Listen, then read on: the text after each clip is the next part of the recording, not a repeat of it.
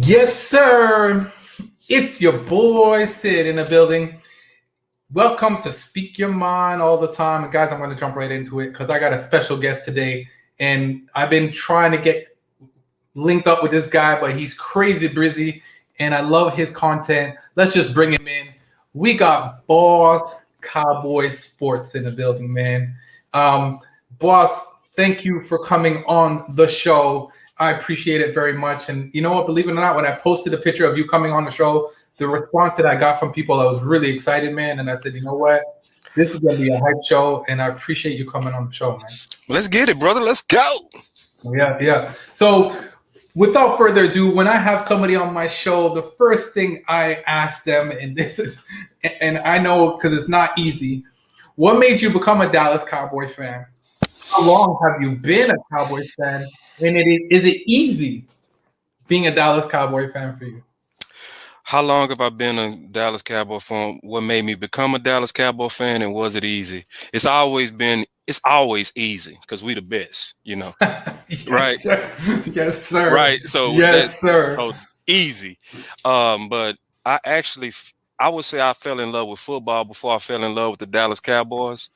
I fell in love with football at 6 years old. I remember the exact moment I fell in love with football. Marcus Allen in 1985 was running a touchdown for the Super Bowl, and I was in my bedroom, and I kept hearing my family say, Marcus, Marcus, Marcus, Marcus, Marcus, Marcus. And I thought they was calling me, so I ran out. And I looked down the hall, and they was saying, yay, Marcus, yay, Marcus. And I was like, what is going on? And then I peeked around the corner, and they was watching the Super Bowl in 1985. Wow. And when I saw him, man, he looked like a hero. And I said, I want that. I love that. And I started just playing football every day from then on and just, and fell in love with it. What made me become a Dallas Cowboy fan was actually it's generational for me. Mm-hmm. So my dad's a major Dallas Cowboy fan. He's not anymore because he's upset with the Dallas Cowboys. But my mom, she was epically one as well. And I went through the 90s, obviously through my best years. And I just used to just love how my mom used to always tell me when we were sorry in the 80s. She would say, oh, man, if you saw the Cowboys, if you just saw the Cowboys, these are not the Cowboys I'm used to. And she just used to just have a beam in her eye. Mm-hmm. And that just made me kind of like fall in love with the Cowboys because, you love your parents and you love what they love. And then when I started playing football and I was, obviously rocking for them, my high school, their mascot was the Cowboys. So it just all came together. That's when we was obviously winning those championships. So, it was, then thick and thin for the rest of my life. I'm probably going to be one of those guys that probably have a grave where I say on my casket, make it a Dallas Cowboy casket. Yes, sir. And I'm training my sons the same way. So. Yeah, 100%. I've always been a Dallas. My dad was like you. My dad was a Dallas Cowboy fan. May his soul rest in peace. My dad actually, 12 years has passed in March that he passed away, but he was very adamant about the Cowboys. And I didn't fall in love with the Cowboys probably till the Emmitt Smith, Deion Sanders, Michael Irving era. Good years, man. Good years. Yeah. Those. Whew. I remember my dad like losing his mind watching the Dallas Cowboys. And if he was alive today, he'd probably be like your dad. He'd probably be pissed. Yes. Pissed off. You know what I mean? Yep. Yeah. You know what? I was talking about this the other day and I wanted to get your feedback on it. Yeah. The NFL, not just the Dallas Cowboys, I'm talking about the NFL entirely. Okay. Is there any real dogs out there anymore? Now I'm talking like dog. I'm talking about like Deion Sanders hungry, Michael Irving hungry, Emmitt Smith come out every game hungry. Do you think our team has that? And do you think that that culture's gone for the NFL? Because I know it's become a business. It is. No, man, you went deep. I wasn't expecting that question, but I handled it all the way honest with you, Sid, I mean, the era is different now because you have a lot of kids that now are men. A lot of them are growing up with single moms, Mm, and it's not a mm, lot of men in some of these guys' life. mm, And so that makes a difference a lot to, bringing out a lot of times toughness in sons. Because, we always, I ain't gonna say always, just speaking in general terms, we generally toughen up our boys, right? So the less that you see men in boys' life, the lack of toughness you're going to see a lot of times too. Just to be my take on it from a culture standpoint. And then number two, this is also a video game era, right? mm. It's a video game era. So my kids, I gotta actually work out with them and do karate with them, or they would never work out. They wouldn't do it. They would just stay with video games all day. But see, I can already look at you and how you built with that tight shirt that you that you probably like me spend a lot of time outside, right? We was on bikes all the time. We was in the Yeah. dirt all the time. We was playing sideline tackle all the time. Hmm. And it Hmm. live outside was a way of life. You gotta push kids out there. So There was yeah, one rule in our home, and my dad's, believe it or not, my dad's black, my mom was white. So yeah, I was raised on the black side of my family. yeah, My yeah, yeah. father had one rule: you can leave the house as early as you like, but when that street light comes Right. on, We gonna have where an were you issue. when that street light came on? Oh Came man. on. Oh man, on You the had to side. be on your porch. Yeah. Yeah. You know what I Had to. mean? Yes. Had, there was, Yeah. but we were gone all day. I remember never being home, bro. Never. Never. Never. Never. I Yeah. was either at the park, I was Park. hanging at the mall, Right. like, and if I was hanging with my friend, I wasn't in their house, we were out. Exactly. In the wintertime, like us, we have winter here. I was on the ice rink skating. Right. And see, let You me know? to your point. Remember when we played we played the Ravens, right? Mm-hmm. And Jalen Smith, we was losing, right? Jalen Smith hit Lamar and got up and dapped him up, and they start laughing like ha ha ha. And I just said, are we different or are they different? Yeah. Because I know in the 90s it wouldn't have been no handshakes on no blowout wins. It wouldn't No. have been any smiles at all. It would have been, I hate you. It's like you can tell that even Dion and Jerry Rice have a small beef today. Yes. Isaiah Yes. Thomas and Jordan are still low-key enemies. So it's like the competition and the rivalry. It is different. It is. It is. You know what? But one thing about back then, and it was a lot of respect back then. These guys would get on the field. They knew what their jobs were. They would trash talk each other till the end of the game. You understand what I'm saying? Yeah. But it was a respect thing as well. You brought up Jalen Smith. I'm not a big fan of Jalen. Yeah. I think Jalen is overpaid. I think he's all over the place. Will he have a better year this year? I hope. Yeah. I hope with Dan Quinn and the scheme that he's going to bring it on. Listen, LVE and Jalen Smith cannot sneeze wrong this year. Yeah. You understand what I'm saying? Because we already have a lineup of young guys that are ready to just come in and replace. Listen, Parsons is going to be a beast this year. Right.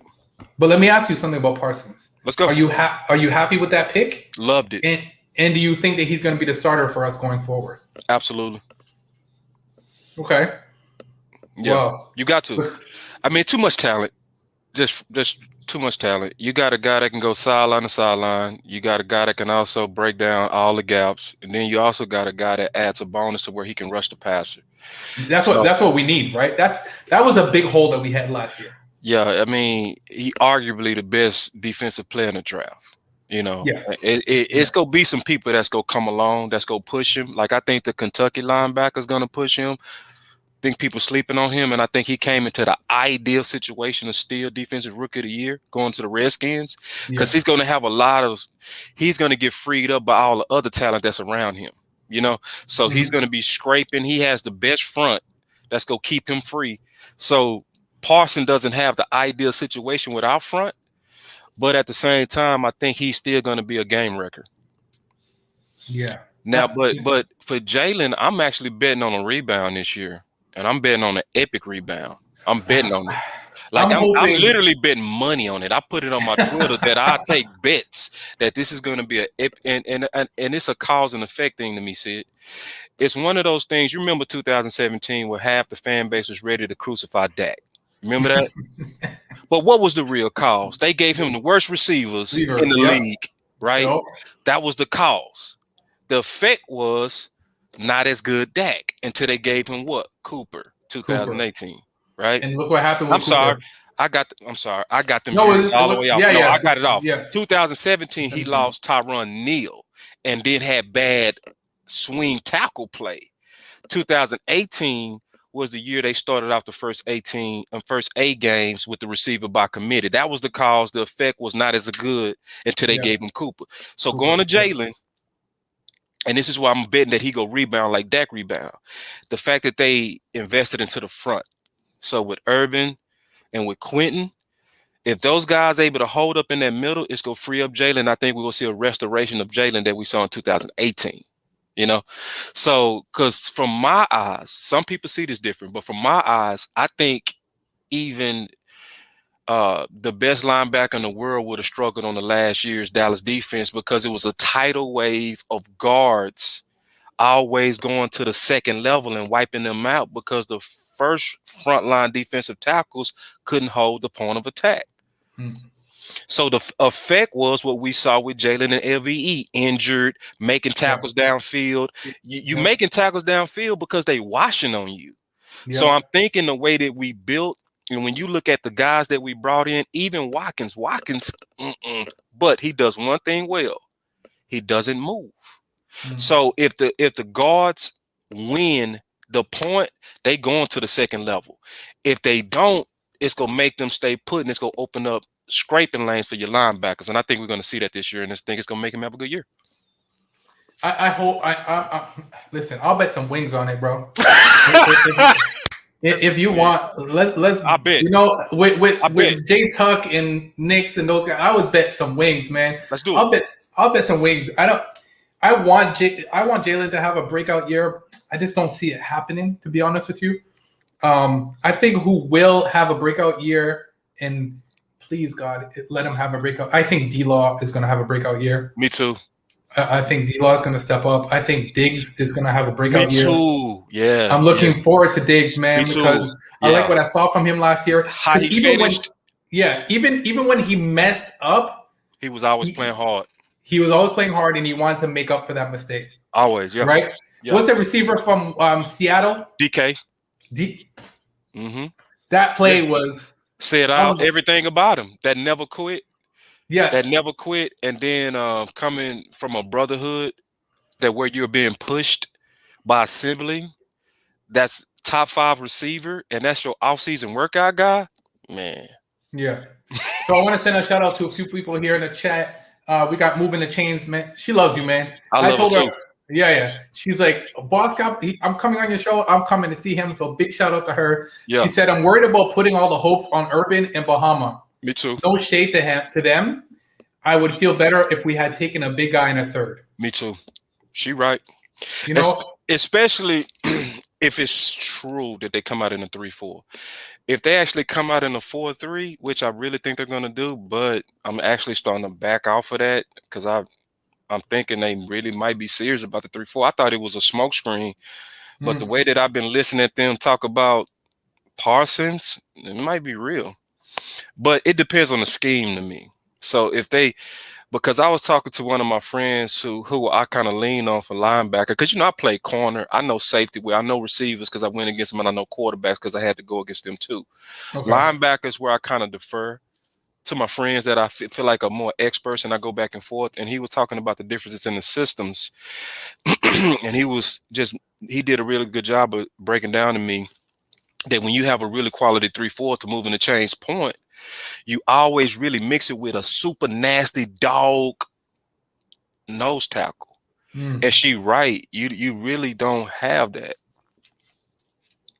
But if you had that 4-3, you can kind of mix in, that 3-tech with Hill, with Gallimore. Then you can kind of have Quinn come in with Urban, and you have a little bit more help. Look out for Look out for Canadians' own Gallimore. I know you on him, man. Let's go. Hey, man, hold on. I know you say you don't rock your shades no more, but I'm gonna rock the shades for you, man. I got you, man. I'm gonna rock the shades for you on that one. Gallimore. No, I'm about to order his jersey. Yes. He actually was 2 hours from me, man. So I'm excited for him. Look out for him this year, man. I hope he needs to do a show with you, man. Hit him up. Be like, hey, man, I'm rocking Canada, man. That just makes sense now. Come on now, y'all from the same hometown. That just makes sense. Big shout out to my guy J Tuck in the building. The 3-4 will be the base. Will be primarily a 4-2-5.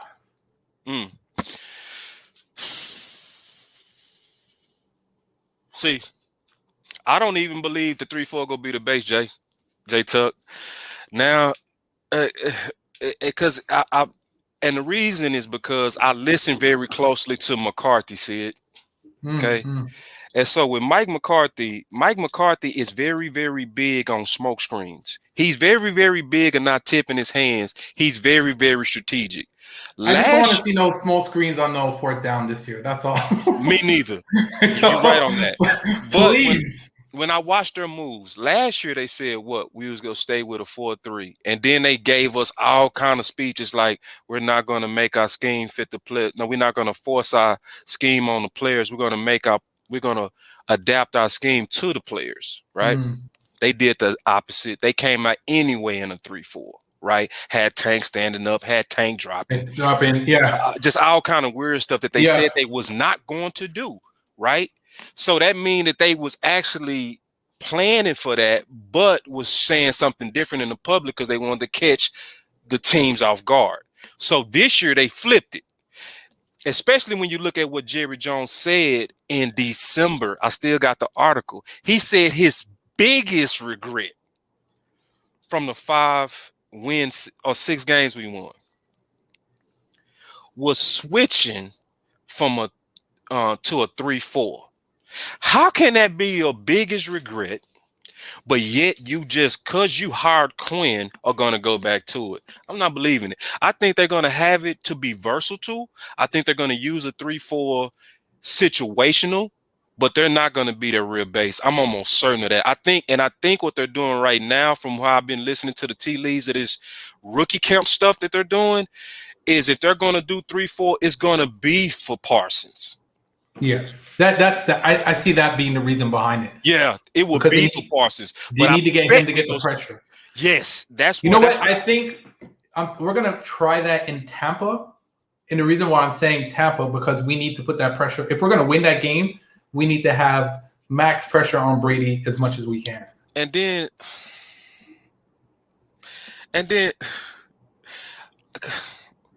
I'm just not buying that 3-4. I'm not.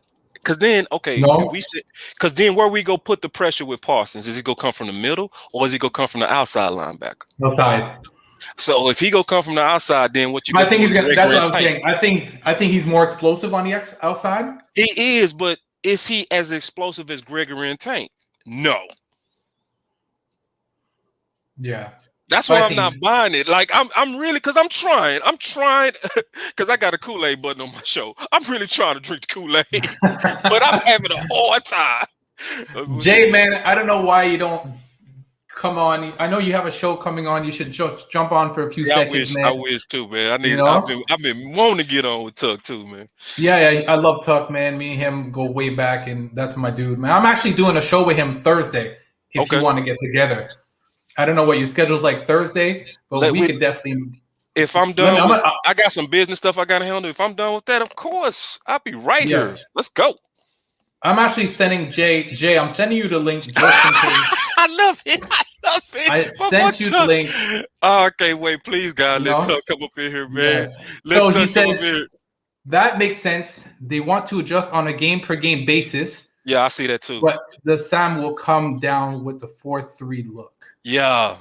The Sam will come down. Jay said, "Give him 5 minutes. He's coming on." Let's get it. Yeah, I tried to get him on with us, but he had something planned before. I think he has a show at 9, I believe. Yeah. which is 8:00 your time. So I think Yeah. that's why. So if he could jump on here for a few minutes with us, that'd be great, man. I love Jay. Oh, He's yes, my boy. big congratulations to this guy. His channel's like Yeah, he taking got off. 1,000. Yeah, he got 1,000, Yeah. and he took a small break from the draft because that was a lot of work on everybody. Man, they did like a 12-hour stream. Those guys, man. Yeah, I did man. like 3.5 hours to day one, and that was it. Yeah, it's draft work is draining. It is. So let's jump on to last year for a minute because you let's brought go. up last year's defense and everything like that. Uh-huh. And a lot of people were saying, "Oh, the Dallas Cowboys were trash last year," and I said, I wish people would stop saying that because they don't realize we had a new QB, not new QB, sorry, new head coach, new defensive coach. Our coaching staff basically changed dramatically. We were injured across the board. We were the second most injured team in the NFL behind San Francisco. We went through 4 QBs. We were second? I thought we were second, bro. No, San Francisco was first. Really? San Fran had the most injuries last year, and then we were more second. than us? Yeah. Wow. Yeah. They must have been bad. I thought you couldn't get no worse than us. I'm serious. Yeah. That's so idea. true. So do you think now everybody's like, oh, Dan Quinn's coming on. He's the answer. Hail Dan Quinn. Right. And everybody's like, oh, look, he's out there working with the rookies and getting all excited. And we're going to have, I'm like, well, guys, whoa, time. Like, let me, honestly speaking, do you think Dan Quinn is the answer? It's a wait and see. It's a wait and see. That's it. Because that's what happened last year with Nolan. Everybody was hyped up last year. We drunk Kool-Aid. Oh God. It was man, Kool-Aid. Just all the juice. Yeah. Just sipped it down. Yeah. Everybody was like, and I was like, and I keep saying it. I said, I don't know if you guys know, but when Mike McCarthy came on to coach the Green Bay Packers, he had a terrible season the first year. Yeah. Second year, he went on to win the Super Bowl. And yeah, I mean, last year you can't grade last year. You can't. You can't. How can you grade us on last? We went through 4 QBs. You can grade some of it. Like you can grade how did we adjust, which I think we adjusted well the second half of the season.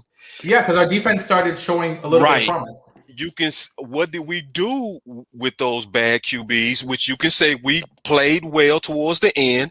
That showed no quit, right? Which you can assess that, but I still subscribe to the philosophy of Jimmy Johnson that you win more games with Jimmys and Joes than X's and O's. I miss Jimmy Johnson because you know what? He held players accountable for that. Oh action. God, Jesus Christ, yes. You messed up on the field. You take the out of here. Yeah. We wouldn't have had Anthony Brown. Wouldn't have definitely got 3 years with him. But just so like, because I wanted us to tank. I did. I wanted us to tank because I knew. Oh, bad. I was actually. I didn't want that. You know what? You know why I didn't want that? Because I didn't want us to have that mentality going into this year. I hear you. You understand what I'm trying to say? No, I do. I heard that argument. I just didn't agree with it. And I'm gonna tell you why. Because like the morale of first team is not going to be affected by the play of second team. You see what I'm saying? Like Dak Nim, you see what I'm saying? Like Dak Nim not gonna come in with bad habits because Dalton was bad. You see what I'm saying? So Zach Martin is not gonna stop being a dog because his backup was not as good. So we knew he was injured, right? So this was just me. I didn't believe that Andy Dalton could ever get us to the promised land.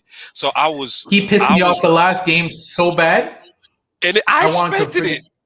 I expected it too because he does that. He that's him his whole career. He'll give you a mirage of hope, hit the playoffs, or get to a do or die game and choke it off. So like, why would that interception? I was like, mother, why the So I was team tank but I was team tank for the right reason. I wanted us to be sitting around 3 or 4, which I knew. I knew because I was already into the draft deep at that time. I knew it was going to be good quarterbacks that was going to be tradable assets. Yeah. So I wanted us to be able to raid a team, So I literally said, I'm serious. I was sad when we won to the Bengals. Really? I was sad. I was real life angry because I wanted us to pull off a Herschel Walker type raid. Okay, great. Yeah. You see what I'm So saying? wait, moving the chain says, boss, are you glad now that we didn't tank and got Parsons instead of Pitts? Or is that a wait and see question for you? No, she right. I'm happy now. Now because we likely would have got Pitts and I would have been upset. I would. You know what? I don't know if you watched my videos, and I was on, and Jay will probably attest to this because I said it. I said, we're not getting Pitts. And I said, Atlanta is taking Pitts. And everybody was arguing with me saying, Atlanta's going for a QB. I said, why were they going to go for a QB when they just signed Matt Ryan to an extension? Why not go for the best player available, which was Pitts, and ride out Matt Ryan for the year and go for a QB next year? You believe Pitts is the best player available? Yeah. Okay. Hands down. You don't think he was? He gonna be a bust. You think so? Certain.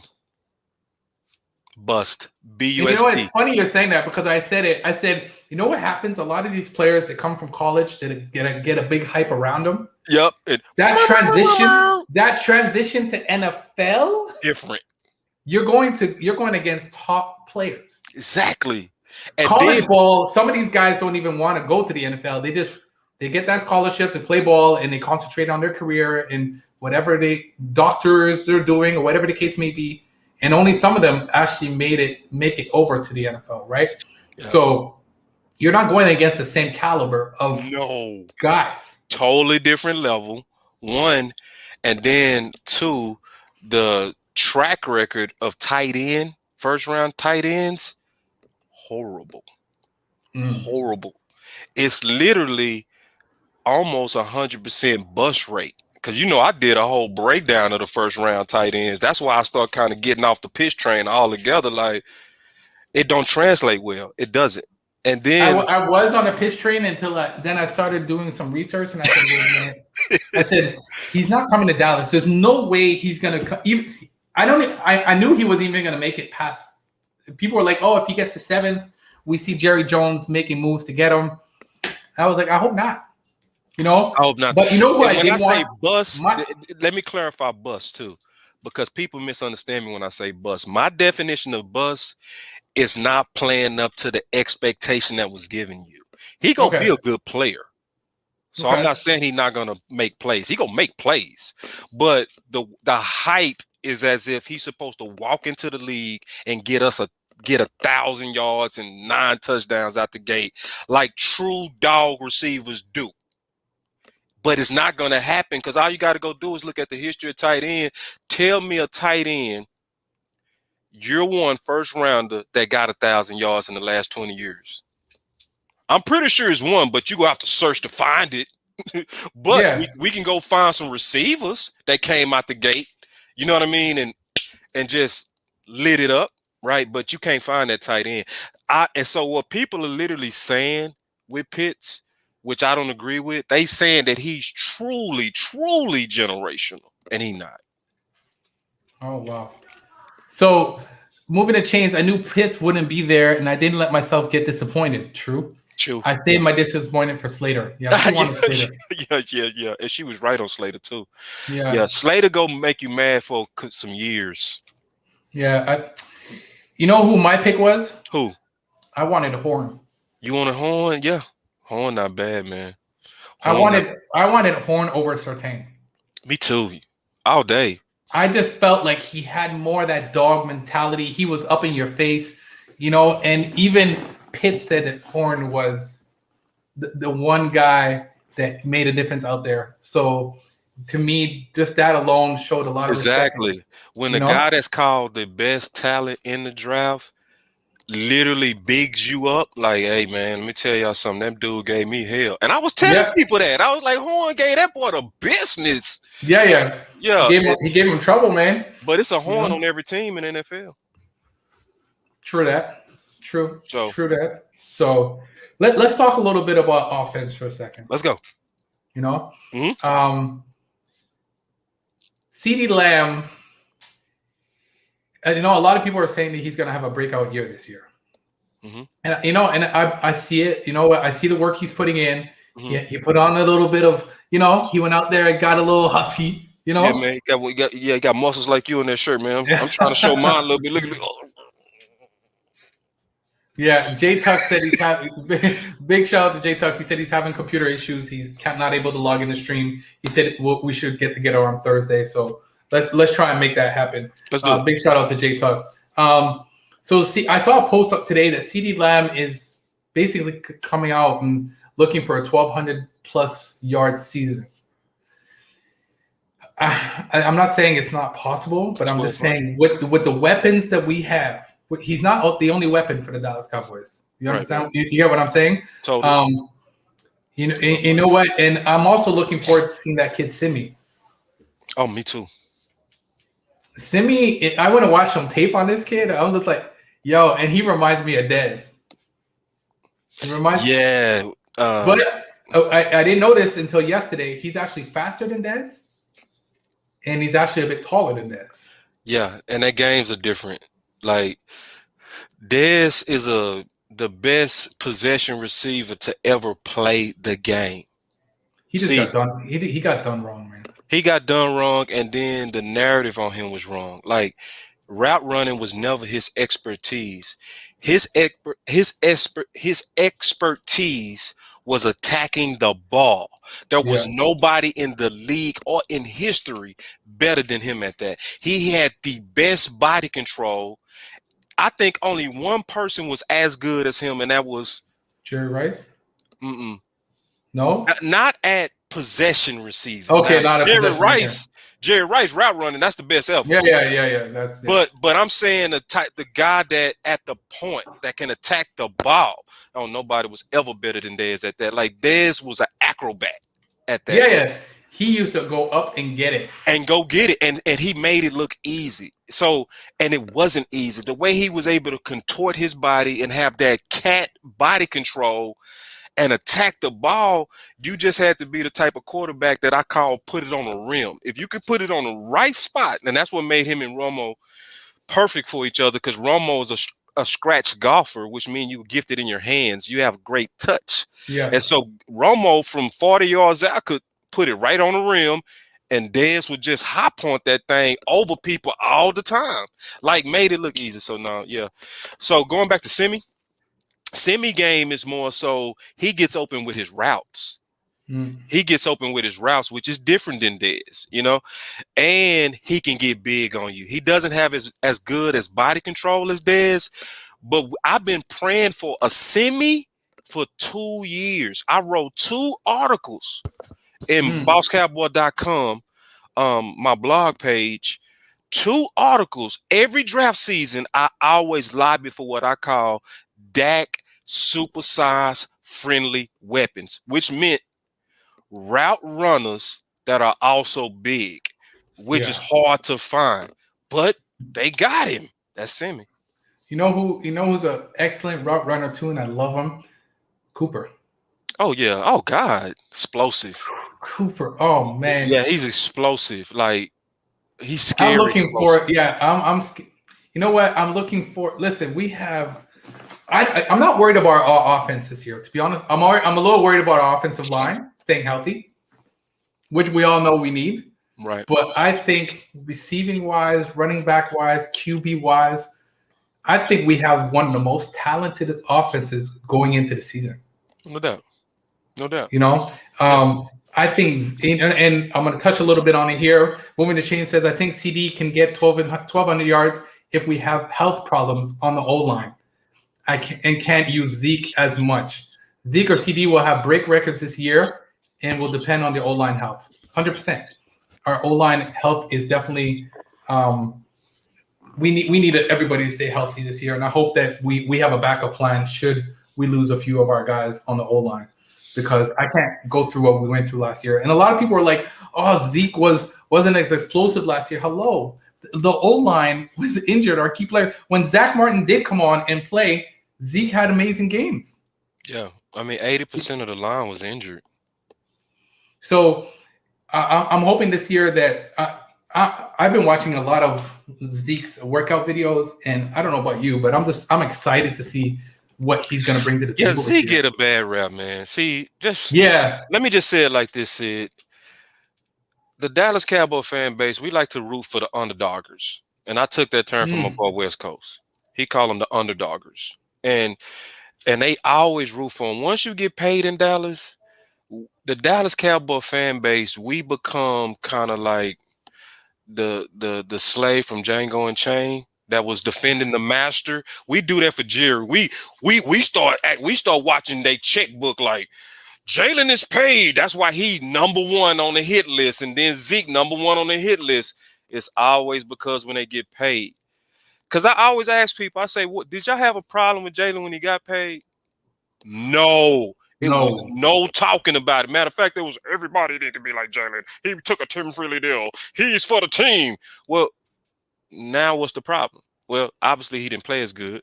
But I'm just saying, it's the habit that we have is that once you're paid, Dallas fans begin to watch their money and then act like they got to guard Jerry's checkbook.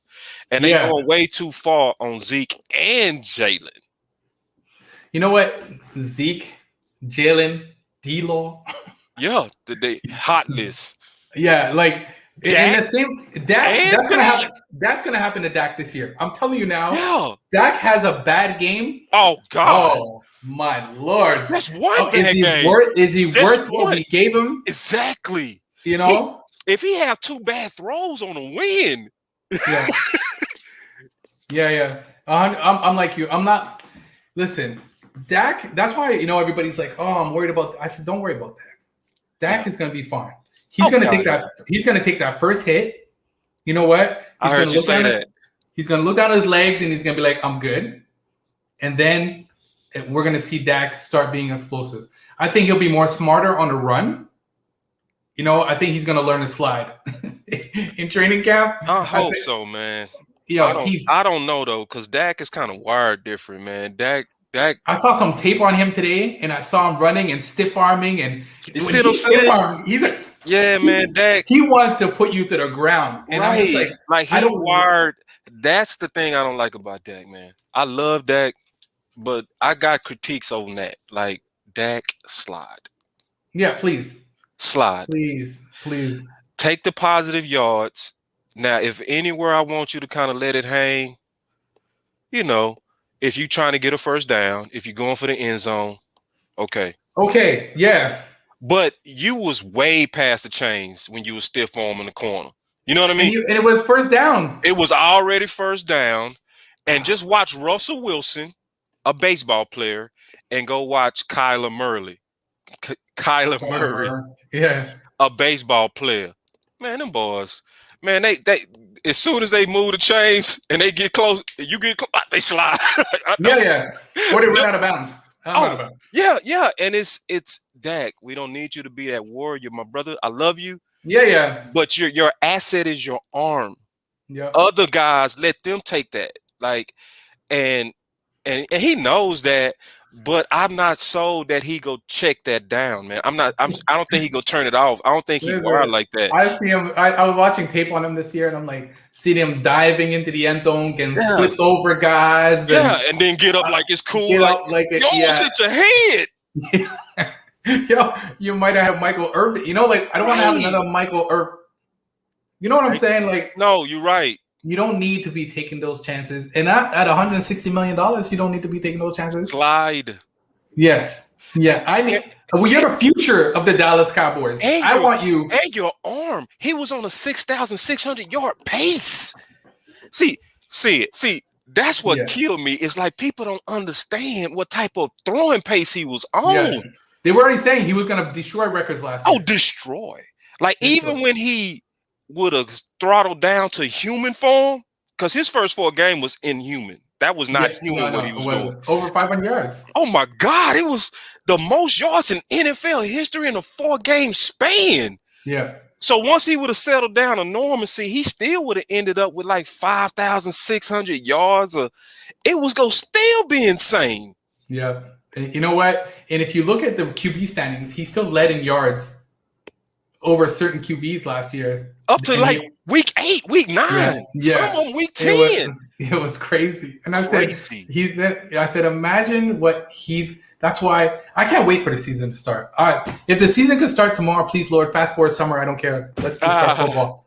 That's to the point I'm at. I just, I'm excited. And he got, I don't know if you saw the post. I think it was yesterday or today. He's good to go for training camp. For training camp. He's been cleared.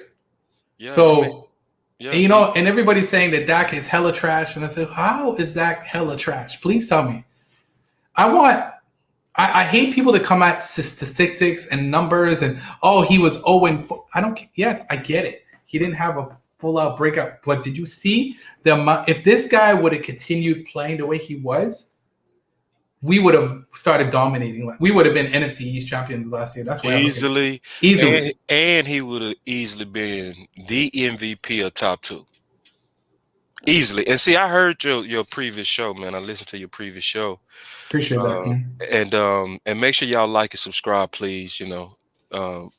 Especially on YouTube, because the algorithm, sometimes you get caught up in the conversation, forget to hit that like. Just please hit that like, hit that subscribe, because it helps see it, and it's going to help the algorithm. It's going to help him get recommended more. So please do that. But going back to Dak, man, it's the people that don't like Dak. I put them in 4 categories. Okay, they either scorn Romo fans, racist. All right. I call them remedial in their understanding. I forgot my 4th one, but those 3 for sure. And the people that you can help is the remedial people. You can help them. Yep. Yeah. You can help them because they at least, not mad at him over.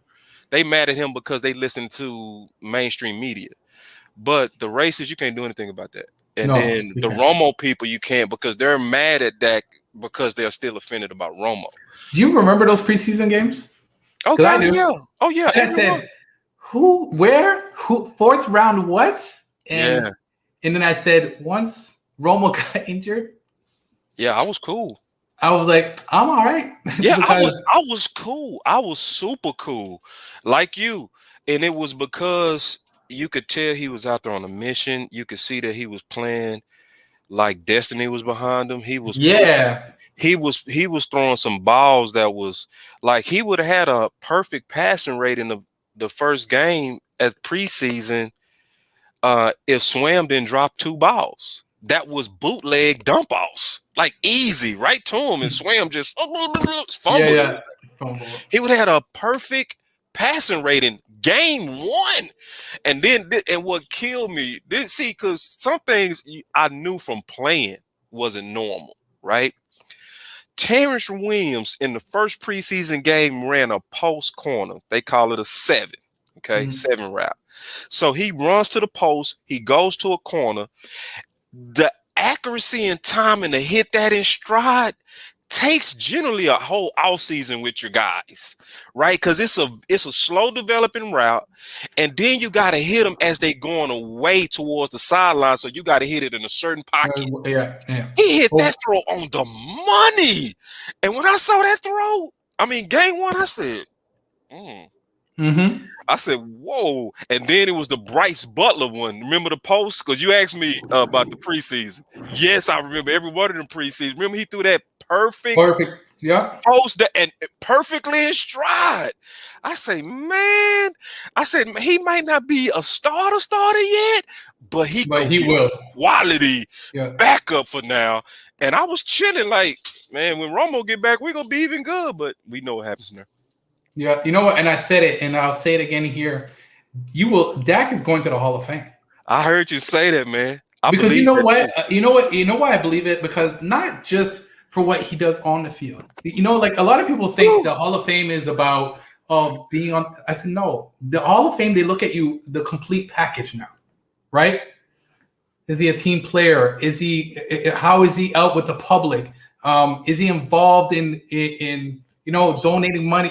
Dak is an overall hard worker. He's good with the media, loves him. Players love him. When he went injured, did you see how many tweets Players from other teams were wishing him the best. Yeah. I You mean, know, and you don't see that often. You know what I'm yeah. saying? I mean, So Dak has missed one practice in his whole career. One. He's the first player in, last player out. yep. The guy built a football field in a back of his house Dedicated. and has these rookies. Guys, come over. Let's practice. Off Yeah. season. Let's go. Let's just Yeah. throw the ball. Spend the night at my house. We getting up in the morning. We doing film breakdown together. We doing whiteboards together. Then we go out in my backyard and do it. Now he gonna be in the Hall of Fame, and the reason why I stand with you is because the way that he played with that amount of adversity. Yeah. It's unheard of. See, people don't know this, but Dak was the only quarterback with his track record after year 3 that had to play through his contract. Yeah. And see, people don't understand how psychologically tough you have to be to do that. Yeah. See, because I read an article where Aaron Rodgers. Now everybody know Aaron Rodgers is a dog under pressure. Yeah, man. Like he is cool. He's like almost Hail Mary King. Cool under pressure. You know Yeah. what he said?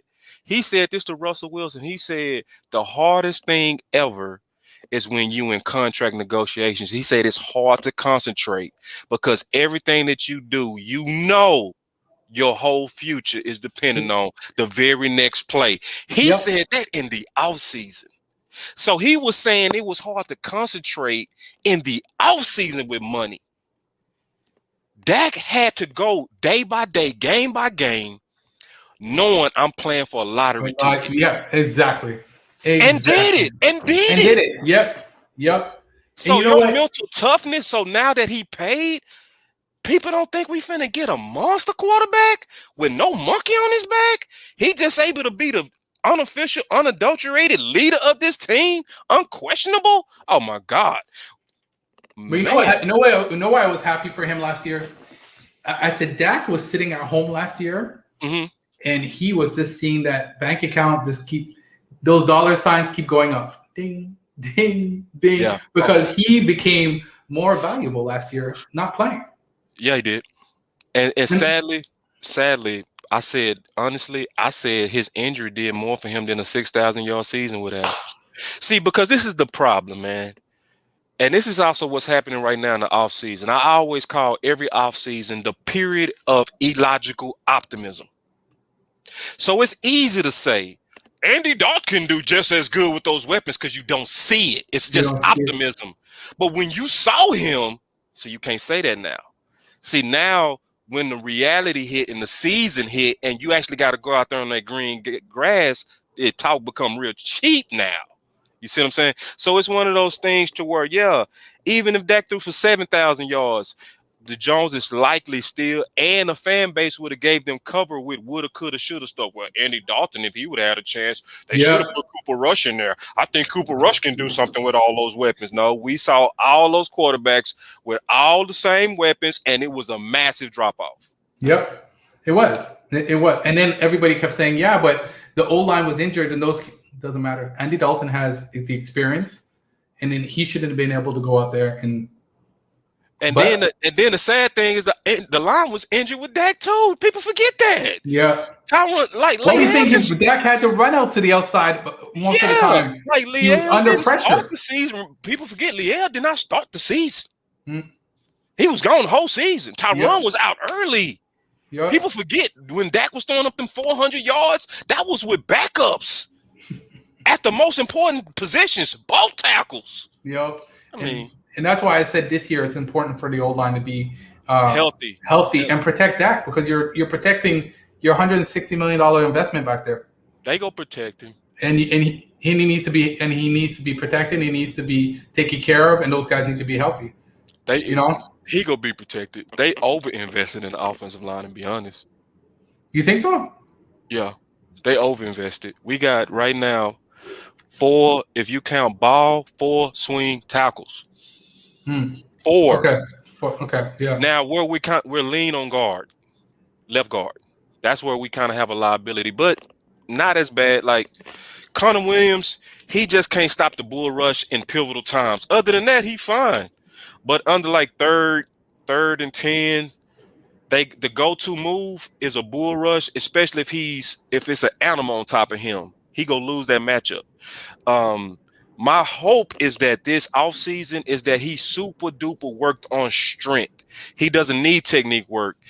He needs to get a stronger anchor, a stronger chest. That's what he needs. Yeah. That's what he needs, because that's the only thing he lost on was just the bull rush. So if he can get stronger, he don't even need more weight. He need more strength. Strength. If he get the strength, oh yeah, we good. Like I sit back, I was super cool with McGovern play. Oh my God, I slept like a baby with McGovern. I became real cool on Steele in his last 8 games. I'm cool with Knight as a swing. Then Ty we picked up is a quality swing, and then we just got Ball. We all right. We're gonna be all right. Yeah, we could be all right. Yeah, offense go. I'm not worried about the offense, man. Like I said, Yeah, we're gonna make it rain. Yeah. Do you think Zeke's gonna have a good year this year? He go off. Yeah. I think that those fumbles last year in the media pressing. He was pressing. Yeah. You know, I said it to everybody. I said, you got to understand something. Zeke was young. Losing Dak played with his mentality, because the whole team basically came down. The responsibility of the team, the Dallas Cowboys, was around Zeke now. Yeah. He drunk the Kool-Aid, to be honest. See, because the media was telling Zeke, and the whole world was telling Zeke, the offense runs through you. Mm-hmm. And that's always been crazy. Like, they only said that to hate on Dak. Like, it's only with the Dallas Cowboys that you hear stupid stuff like a running back is the engine to the offense. Every team understands that your most production is going to always come through your quarterback. Mm-hmm. You know, even on Zeke best years, they was only a third of Dak's total production. Dak always had 2/3 the touchdowns, 2/3 the yards in terms of more than Zeke. I'm not saying like Dak was carrying him, but Zeke definitely was not carrying Dak. No. And so I think when Zeke went down, then it was almost like, okay, yeah, it's your team. And then he was out there pressing. You mean when Dak went down? Yeah. Yeah, when Zeke was pressing, and he wasn't taking care of the football. Yeah. I also think losing his coach hurt too. I think he had one of the best running back coaches, and sometimes when you get rid of Jason Garrett, it's not just getting rid of the head coach; it's also getting what you lose with that is sometimes really talented sub coaches. So notice that you didn't have any fumbling issues as long as he was under the former coach. Remember, you didn't have no fumbling issues. None. He fumbled year 1 with the Redskins. After that, you didn't really see no fumbles out of Zeke. So I don't think we'll see any fumbles out of. I think maybe 1-2 max. I don't see him going through what he went through last year. He looks, he looks a lot quicker right now from what I'm seeing. Definitely looks determined and hungry. I like what I'm seeing from him, and supposedly like he's training pretty much every day. Yeah, and I think part of that is because we getting video clips, and that's PR video clips. Yeah. What I'm afraid is I don't want an identity crisis in Dallas. That's what I don't want. Because it's a divide even between us as podcasters. Like my boy West Coast is dead serious on running down ball. I'm the opposite. I'm gonna throw the ball. I'm on throw. But it's become more of a throwing game. Right, exactly. And it's like, and I want to run the damn ball, but I want to run the damn ball after we ahead. Yeah, exactly. So it's I'm not either or. I'm more so, what does the defense give us? So if it's a defense with a weak front, let's do like New England. They attack you based on you. They don't come out there like Garrett used to and say, we're not going to let the defense dictate what we're going to do. It's like, no, sometimes you got to respect that defense. Like when you run up on the Redskins, you better respect them, bro. Come on, bro. You're not going to be able to run up on 3 first rounders. No. That's built for you. Stop it. Throw on them. Throw on them. But if you stubborn, we're gonna go through Zeke, and then you're gonna see Zeke with no daylight running up brick walls, and we're gonna have stalled out drives. So it's one of those things. I don't want an identity crisis. I want us to be a common sense, adaptable offense to where we attack based on that opponent's weakness. Okay. So our offense, we both can agree, doesn't have any holes as long as everybody stays healthy, right? We could both agree to that. Left guard, it will be kind of me pushing it to say hole, but Okay. no holes, really no holes. Our defense. Okay. Where do you think our holes are in our defense? Because I believe that one of the major issues we have is our safety. Mm-hmm. I don't know what it is with the Dallas Cowboys. We just never addressed that issue. We didn't address it last year, and we didn't address it this year in the draft. Don't get me started. And our secondary, our corners. I'm just. I think that kid. Who was that kid that came out and threw that comment about Richard Sherman? Oh, yeah, the guy from San Diego State. Yeah, I think he's going to be okay. Yeah, I think he's going to be okay. I think Diggs will be okay. Am I fully convinced in our secondary? No. What about you? Like, where do you think our issues are in our defense? We both agree safety. Yeah, safety. I mean, and safety is actually better than last year, but I still think it needs more competition in the room. I also believe there's a degree of politics that's happening with the Dallas Cowboys that I don't think a lot of people are kind of observing right. The reason being is because the draft told me that Quinn is protecting his guys. Yes. His guys is Kazi and Neal.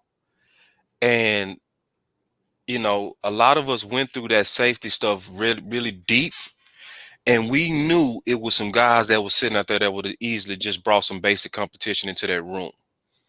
So safety is a concern, and I think my biggest concern though is not even safety. It's if we're gonna really run a 3-4 with Urban and Quentin as the foundation of that defense. Yeah. My boy Professor O in the building. Yeah, that's my boy, man. We talked today. He really helped me out on the something that I was having a nice little debate on with a lot of podcasters on Twitter. But and we gonna deal with that debate tomorrow. But yeah, I think it's my biggest fear, and why I'm not just ready to celebrate Quinn is the nose tackle position if we come out in a 3-4, because I think that's putting too much pressure on Quentin, and that's putting way too much pressure on a rotational nose tackle with Urban. That's putting way too much pressure, and that's also a bad investment for your linebackers. You got all those first round linebackers. If you don't have, like Moving the Chain said, if you don't have that interior guy that can keep them free, then you go have an injured LVE again. Yep. You go have a Jalen looking sorry again. Yep. You know what I mean? And and then you go mess around and also make it hard on your other first rounder that you just got. Yep. You know, it's funny you brought up LVE, because last year before the season started, I said, guys, what people don't understand, a neck injury is no joke. None. And they kept saying, LVE's 100%, he's coming back, he'll be all good. And I said, I wasn't convinced. If you go and look at my videos before the season, I said, nope. And when he got injured again, I said, what surprise. Yeah. And that's why I didn't take the 50-year option on him. And I'm not surprised. Me neither. And see, this is the funny thing. Like, see, I'm getting trolled right now on my thoughts on Cox. People thinking I'm trying to do it for likes and stupid stuff like that, which is definitely not the case. Mm-hmm. But I was trolled last year, like you, because I was talking about linebacker. I wrote a book. My first book on the Dallas Cowboy offseason was the Boss Cowboy Guide from 2019, right? In my first words of the linebacker section, I said, when your insurance having injury issues, you need more insurance, right? So LVE was drafted to be the insurance for Sean Lee and start having injury issues. So that meant linebacker was still a priority. Yes, they was trolling me for that. And it was like that's why I hate the offseason, because everybody just start drinking Kool-Aid hope. It's like sometimes you got to stop and use common sense. Like you said, Sid, like, come on, man, it's a neck. And a neck on a linebacker. Yeah. Yeah. And what is one thing that linebacker usually leans with? A neck.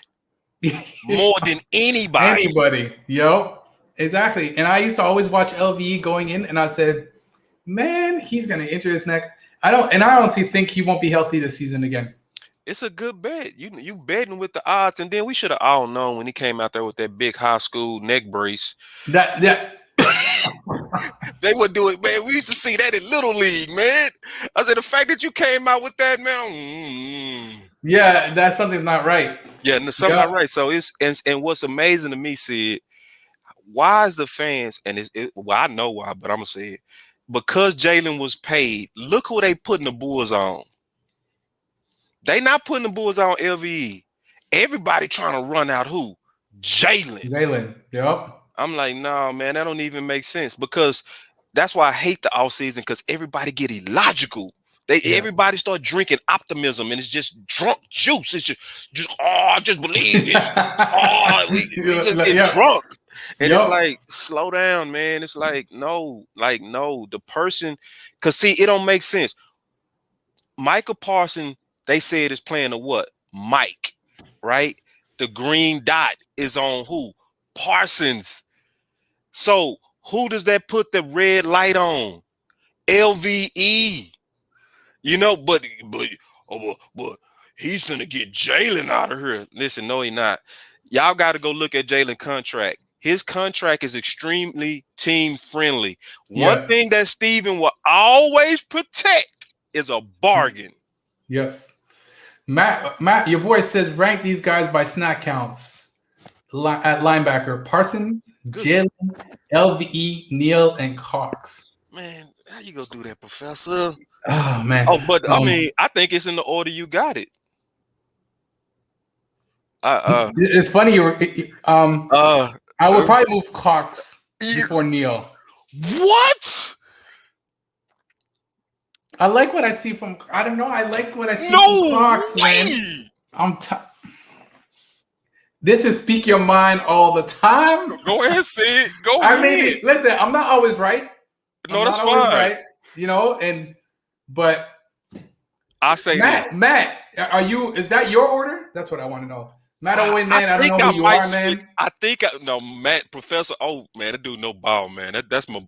That's Professor O. That's Professor O. He's working with BJ and those guys now, right? I know who he is. He got a lot of experience. I watched his stuff, man. And he played receiver, so like he's a receiver he's an offensive podcaster. They're rare in the podcast community, offensive podcasters. So him, the OC, Vach, they gold. When you talking to the offensive podcasters, you gonna learn a lot. Okay. But Professor O, that's what I'm asking you. Would you put Cox before Neal? See, he gonna ask that question. No. You say no. I want to see what Professor O is gonna say. I'm really curious. And Professor O, man, please like and subscribe and find me on Twitter. I'd like to have you come on as a guest as well, and we can chop it up as well, man. Professor O, the man. I'm gonna bring him on before you. Please listen. We should find a way to all collab. I wish I could get him on tomorrow. We might still do that, because I have on Okoye coming on tomorrow. We're gonna talk Cox. But going back to his order, the first three is hard. Parsons, he likely might not even come out the gate, to be honest. Moving the Chains has it. Parsons, Neal, Cox, LVE, I'm gone. And Jalen. Disrespectful moving the Chains. Oh man, Jalen last. That's wow. Y'all doing Jalen so bad. Yeah. I don't think I'd go that far. Okay, I gotta set the record straight, man. Cox, the optimism on Cox is not based on facts. Listen. All right, Professor X has chimed in.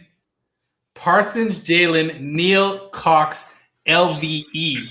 I'm kind of with you on that, Professor. I'm kind of with you. LVE because he's injury prone? Yes. If he wasn't. Okay, So Matt, let me ask you this: I can't put if Cox over LVE LVE though. wasn't, No.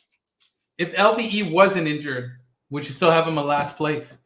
Oh, you getting dirty, see it. And Professor getting dirty. This is a dirt. Yeah, Oh, see, this is a good question. I like that yeah. question. Parsons, Jalen, Neal, Cox, I see. I LVE. think I might go Parsons, Oh, Jalen, he said, "Yep." LVE. He was even if he wasn't injured, he still have it that order. Oh my Oh wow! God, I don't think I wouldn't play LVE that dirty. man, we gotta talk. We gotta talk. We can't Cause put. you know you would be burned at the stake for that by You know some what? fans. I would say Parsons, Jalen, LVE, Cox, Neal. That's me. Whoa, you disrespectful too. All right. I'm gonna lay Yeah. off. I'm gonna lay off, man. The Cox. Listen, we've been at this for an hour, so I'm just gonna ask you two last questions All before right. we wrap this up, man. And All right. let me know. Listen, right now I'm free for the next 2 weeks. Okay. I'm not working because the gyms are closed here, and the Okay. government just announced today that they're going to be reopening the gyms in 2 weeks. So for the next 2 weeks, I'm free anytime. So if you want to have me on with one of your guests, let me know the time, and man, I'm available. Let's Gotcha. make it happen. Let's make it happen. So you saw our schedule. Yeah. You know, Mhm. we don't like doing this, and I shouldn't do it either. But I'm gonna ask you the question. Yeah. What's our record going into this? If everybody's healthy, don't Yeah. look at injuries. Don't look if everybody's healthy. What's our record this year?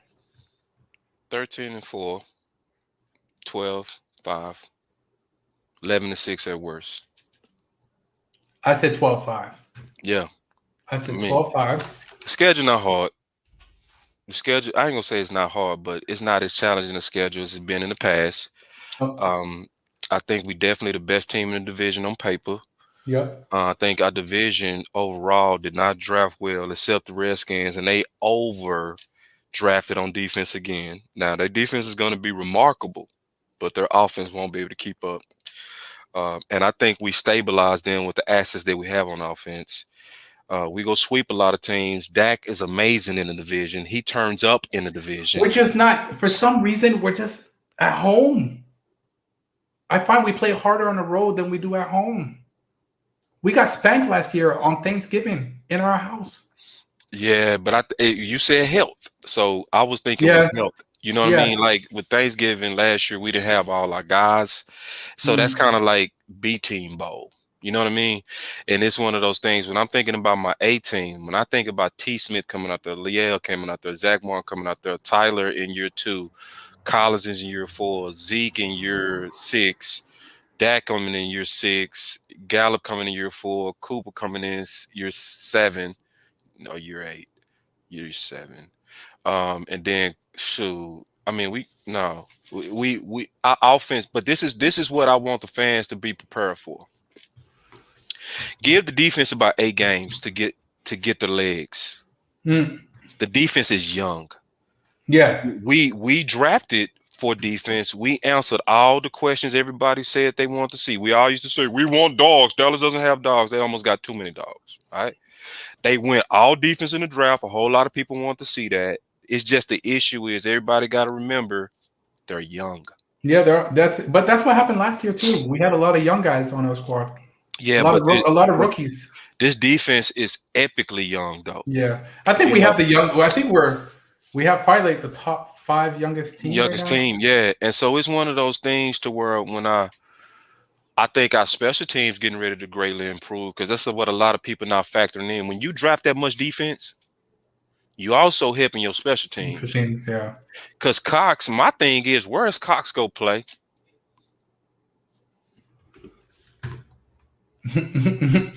Dallas, Right. Dallas Cowboys death chart. We were looking at this the other day from on our lads. Mm-hmm. So they have Cox right now. Where's Cox playing? I'm just trying to see where they had him. Where did they have Cox on the list?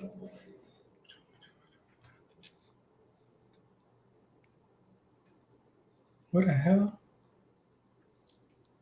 I'm so curious.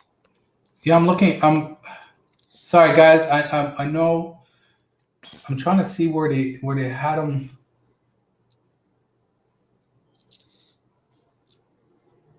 My All boy. right, lads. Reggie Robinson starting at free safety. Yes, that I did see. And then Cox is where the hell is Cox? Why am I? Am I like? I need my glasses. And Reggie Robinson is starting at free. Yeah, free safety. And then they got Kazi behind him. Okay, no, seriously, I don't see Cox on unless I'm blind as a bat. I But it makes think you no. looking at it right. That's what I've been telling people. Is like, where is he go play? Because honestly, I don't see him listed in. Yeah, I think. Oh, okay. No, sorry. Okay. So they have him as weak linebacker, Okay. but they have Jalen Smith, Neil Canoe, and then Cox. Trying to tell people. Yeah, Let's and see. And this is why I'm having this debate on Twitter right now. I said because when you look at the veteran linebackers, they are not going to play Cox out the gate. did Especially you? this is the thing about Cox that people are just not being honest about. Sid, the boy missed a lot of tackles. And I Okay. always and then people so drunk on his coverage, which I definitely love his coverage because and love LOVE love. I'm a realist, and this is the honest to God truth. You always want a sure tackler at linebacker. Oh, that's a moderate coverage guy versus a great coverage guy. That's a moderate tackler. Always. Did you Because see? Did you look at our lads to see our defensive what they have? I don't understand why they have a death chart out this early, anyways. oh yeah, I But think most of it is kind of smoke screen stuff anyway. I don't did trust. you? Well, they have Demarcus Lawrence of left defensive end. Yep. They got Carlos Watkins, defensive tackle. Where is that coming from? I have no idea. Oh God. Then they got Tristan Hill, defensive tackle. Right defensive end, they got my man Gallimore. And see, and they Let's get actually, it. and see, this is what I'm saying. You Canada, man. Canada bias. Rise up, Canada. Rise up. Now Let's listen. go. Let's go. And see, from the depth chart that you're reading, you're actually reading a 4-3 breakdown. That's Yes. a 4-3 breakdown. Middle linebacker, Michael Parsons. Right. And then they You gonna have know, a weak weak and a strong. linebacker, Jalen Smith. And then it's gonna be a strong, which is Neil, right? The strong. Nope. Who's the strong? The left corner is No, I was talking. it's- Who's the strong side linebacker? Oh, they don't have it listed. They have weak linebacker is Jalen Smith, Okay. and then they got Neil behind him. Then they have the left corner is Joseph Kelvin, free safety Robinson, strong safety is Donovan Wilson. So it's what they just diagrammed was like a 4-2-5. Yeah, and then Tavon Diggs, and then Jordan Lewis. Dirty. But you know what? Dirty, I'm not dirty. studying this depth chart because this Yeah. depth chart I think it's deceptive. It's too early. way too early. But at the same time, if you're looking at it to try to get indicators, the indicator says it's a 4-man front. It's not a 3-4 like they said. That's a 4-man front. Yeah. And a lot of times when they post it or when the NFL post it, they post your real base D. That's why you can kind of look historically and see what years a team was a 4-3 or a 3-4. That's a 4-2 or 4-3 breakdown. That's why I'm betting.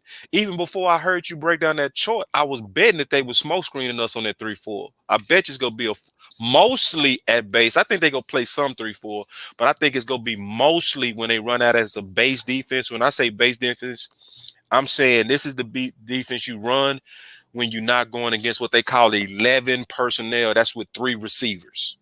So the base defense is gonna likely come out when you're going against 2 tight ends, or it's gonna be like 3rd and short. Stuff like that. So your base defense, I'm betting the majority of the time it's gonna be that 4-3. Yeah, and Matt and Professor O says they have a defensive pass rusher instead of a Sam. Yeah. Yeah, and then he says it's basically a 4-3 under alignment for their depth chart. See, man, I'm not buying it, Professor. Oh man, I think what's gonna come. So here's what bothers me on special teams, and after that we're gonna wrap this up. I'm just gonna ask you one last question. Yeah, I don't like the fact that they have CD Lamb being a punt returner. Me neither. Hate it. And Pollard as a kick returner. You don't like Pollard as a kick returner? You know what? Early he was tripping, but remember he was having issues, yeah, personal issues with the I think I like what I see from Tony gotta, Pollard. I think, and that's another reason why I think Zeke is hungry this year. Tony Pollard did some nice things last year with that same injured O line. Do you understand what I'm saying? You see this? This is Kool-Aid. I'm not drinking that. I'm not drinking that. See it? I don't think Pollard and Zeke in the same class or category. No, they're not. But I'm just saying Pollard still had close to 800 rushing yards last year. 800? He did? He had 700 and something rushing yards. He had that many rushing yards? Yep. Let me pull it up. Tony Pollard. Yeah, dog, Sid, educate me. That's not bad. You sure that's not total yards? Yeah, hold on. I'm gonna pull it up. If he had 800 yards, that's a sneaky 800. Okay, no, I'm wrong. I'm wrong. Sorry, guys. Total rushing. He had 435. He had 890 in the last 2 years. I figured it was total. It's still not bad. It's not bad. Like it's and he didn't play. But you're right though. Pollard is pushing him. And see, Pollard is pushing him also because the media is pushing Pollard. They pushing Pollard, which really don't make sense. But at the same time, when you're hearing that noise, you go still work like somebody trying to take your job. That's why I do like, and Pollard is hungry. Like Pollard. Yeah, but he's hungry just like Zeke was in the beginning. He wants that money, man. Like he wants to solidify his position. Yeah. So the reason why I was asking you what you thought, so I have it at 12-5 this year. Mm-hmm. And I'll tell you who I have us losing to. I have us losing to Tampa Bay. I'm sorry, guys. I'm keeping it real. It's going to be our first game. And another thing, we're also going to be playing against refs. You know, I was almost going to hate on what you said until you said that truth. But you know what? Because of the fact that the refs love Brady. Yeah. See, you just. I'm just keeping it real. That is real too. I can't fight that. That is factual. I have us losing to Minnesota. I don't know, man. I'm just thinking Minnesota is going to be hungry this year, and I like what they did last year, and I have us losing to Minnesota. I have us losing to Atlanta because Atlanta, that onside kick. Has to be playing. That's gotta be a mental game. They have a lot of weapons coming. They just added Pitts. You think he's not gonna have a breakout year? I think he's not gonna be that bad, and I think that it's gonna come back to bite us in the ass. He gonna do about 700, 800 yards at best. I think we're gonna lose to Kansas City, and we're gonna drop off to one game to Washington. At least one. Those are our 5 losses. Yeah. By the bye week, we're gonna be 5-1, 2, 3. We're gonna be 5-1.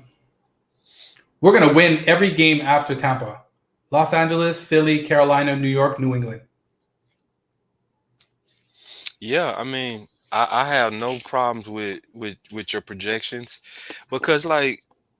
How can we debate that? We can't, right? Because it's super hypothetical, and we bet and hope, you know what I'm saying, and stuff like that. It's one of those things where it's fun to play that game of what could happen and what is going to happen. But at the end of the day, I like how my boy Voss said it. We undefeated until somebody beat us.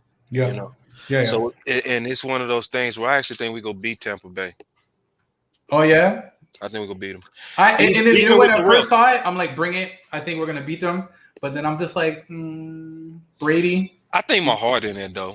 Just to be honest, my heart. Yeah, See, when you broke it down from the logic of true, like you dealing with the refs do love Brady, and I don't care what nobody say. They helped Brady in that Super Bowl.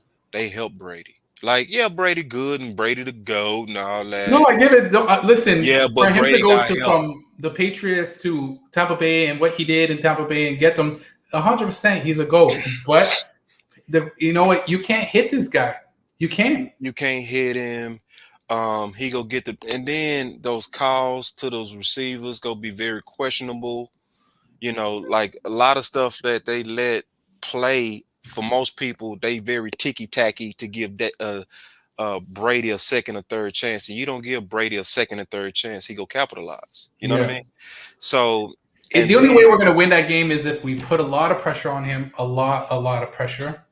Oh, yeah. Sorry, Matt. Professional. Oh, you're right. So one of my predictions was wrong because I did have us losing to Arizona the other day. You're right. I think I'm going to take away Minnesota. I have us beating Minnesota, but I don't have us beating Arizona. My bad. That was the yeah, game. yeah, That was yeah, the game. yeah, and you know, So and we're then we're, it's, we're going I to. really don't even care. I just want us to get in the tournament, and I want us to get in the tournament hot. I don't care how we get in.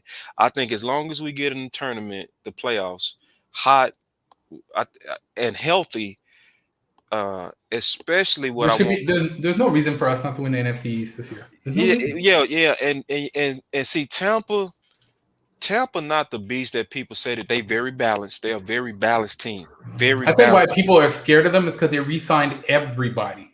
Yeah, yeah, but they was questioned all the way up until they won it. Hmm. People And you doubted know what? them. Let's be honest too. A lot of people are like, "Oh, Tampa." If Kansas City's offensive line was injured, That's all. Yeah, that made they the were biggest injured, difference. Yeah, of yeah, course. yeah, and they got after Mahomes like crazy. Yeah, and They he got had like after. negative 500 yards. Yeah, Like it was crazy. Yo, Matt, Professor O, one thing, man. I like what you said here. After Thanksgiving stress, it's rough playing at Washington and New York and Washington consecutively. You know why I'm not worried about Washington? You got Ryan Fitzpatrick as your QB. He's either a hit and miss. Either he comes out and balls out, or he's like trash a la trash. So, am I worried about Washington? Not with Ryan Fitzpatrick at the helm. No, exactly. no. Yeah, the Giants they concern me, but You know what? I first, I did a show the other day, and then I went at the Giants, went at their roster. The Giants made some good moves. they did. Their free agency was good. The draft was horrible. Yeah, yeah. I It's really just broke down their draft last week. Like I broke down every one of those guys. The teams that did good was Philly. Washington did sneakily good. I suppose they've been covering them tomorrow in terms of all the draft picks and how they compare it to us. When I really went through that, I was actually very surprised at how good Washington did. They did good, man. you know what? Like I But don't. but but to your point though, it's the quarterback. Like, come on, man. Yeah, yeah. Not Ryan Fitzpatrick. No, No, he's never been to a playoff game. right. And he won't. I mean, the quarterback. Not now. Not at his age. If our Not. offensive line is healthy, we go walk them. We go sweep them. That's what I'm saying. Philly's rebuilding. They have a lot of issues, and if they think Smith is the answer to all their problems, no. Yeah, I think Smith went to a. I don't think Smith was happy going to Philly. He didn't look happy. Yeah, Philly is that's not the place you want to be with that quarterback. Like, and then the way that they're going to use him, he went to a death hole. Like, like a person like him would have been better in Dallas because he would have came in as the number 3 or number 4. And he would, Even New York should have got him. yeah. And see, Jared and them pulled a savvy move. When they Yeah, broke down. That was savvy. That was that savvy. was, that Like, he's like a lot of people hated it at first, but when they broke down the logic of it, it's kind of like the friend of my enemy is my friend. Yup. Is and that's what they pulled. They was like, we know that D Smith to be more dangerous in New York. So let's let him. Yeah, Yeah, exactly. That's what it was. and That's what it it was was. smart, and it's now that So could it's that just could hurt strategic them. move. that could hurt them if Philly some kind of way, if Hurts end up developing to becoming a really good quarterback, which I think he gonna be a average quarterback. I really don't. I don't think it's in He didn't him. do so hot.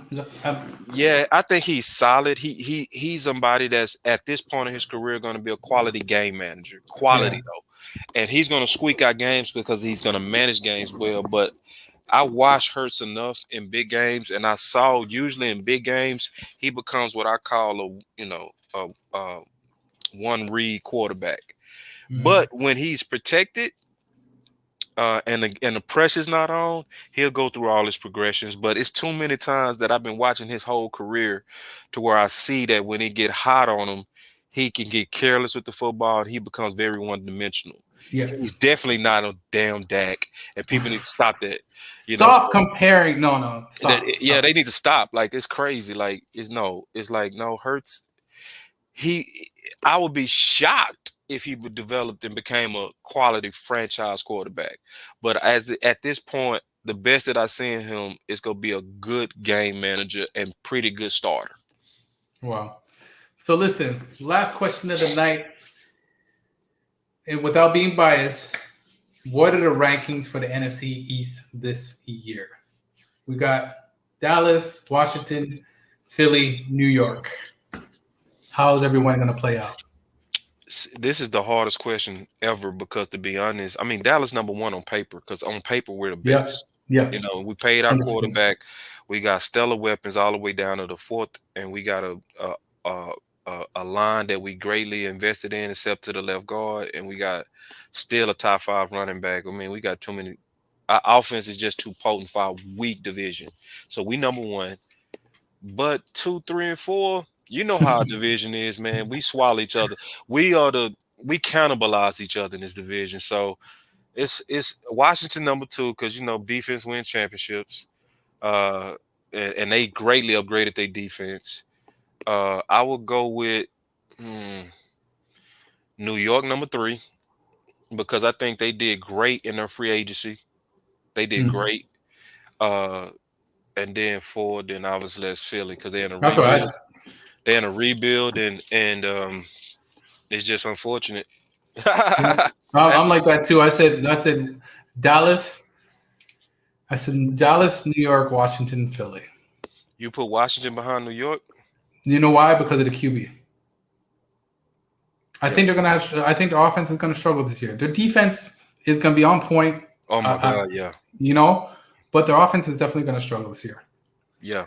Listen, Boss Cowboy man, I appreciate you coming on. Please let the fans know where to find you one last time. I put your YouTube channel below. Please give me your blog information too. Send that to me. So I'll also put that in the information below. And Okay, I'm definitely gonna start checking out your blogs as well, like I do Moving the Chains. I yeah. appreciate you coming on, man. Please let the fans know where to find you. And my blog is www.bosscowboy.com. I Nice. haven't written in a little while because obviously underestimated the time it takes to be a content creator and a Yeah, vlogger. yeah, So, yeah, so I mean, but I'm gonna definitely pick up my writing because a lot of people that follow me love the writing. But then we also on Facebook under the same name, Boss Cowboy Sports, and our YouTube is really growing. It's growing at a very fast rate. yeah. I see that. That's So, and that's up to Boss Cowboy Sports as well. And we got a fire show coming tomorrow that I'm super excited about. I've been wanting to do a show with my boy Koye for a minute, more so because I love his knowledge on linebackers. So I want to, we go talk about the Cox because he believe as I do that he could also be a immediate asset at safety. So we go kind of talk about that. But I also want to kind of get into linebacker with him. So y'all check us out tomorrow.